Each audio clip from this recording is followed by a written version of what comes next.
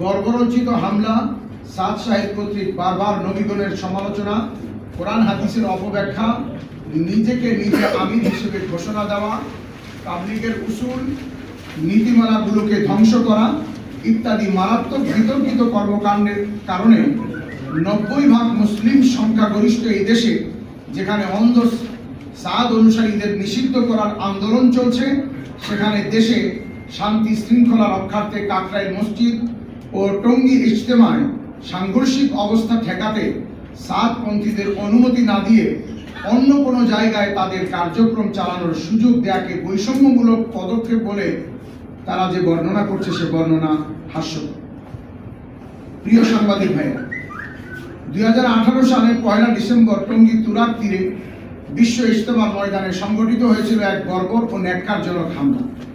তৎকালীন ক্ষমতাসীন আওয়ামী সরকারের প্রত্যক্ষ সহযোগিতায় ভারতের মাওলানা সাদ সাহেবের অনুসারী পথভ্রষ্ট সাদপন্থীদের আক্রমণে রক্তাক্ত হয়ে উঠেছিল বিশ্ব ইজতেমা ময়দান। এছাড়া আপনারা জানেন, গত 18 ডিসেম্বর 2024 সকাল 11 ঘটিকায় সাদপন্থীদের সাথে 5 দিনের জোড় ইজতেমা কেন্দ্রিক সরকারের পূর্ব নির্ধারিত গুরুত্বপূর্ণ মিটিং নির্দিষ্ট ছিল। বিষয়টি চিঠির মাধ্যমে সাদ অনুসারীদেরকে জানিয়েও দেওয়া হয়েছে।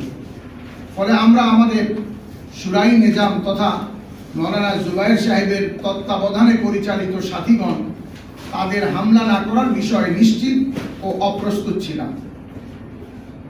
এই সুযোগে রাত প্রায় 3:30 ঘুমন্ত ও নামাজরত মাত্র 2000 নিরস্ত্র সাথীদের উপর প্রায় 30,000 ধারালো অস্ত্রে সজ্জিত সন্ত্রাসী সাদপন্থীগণ একতরফাভাবে টঙ্গী ইজতেমার ময়দানে ঢুকে হামলা চালায়।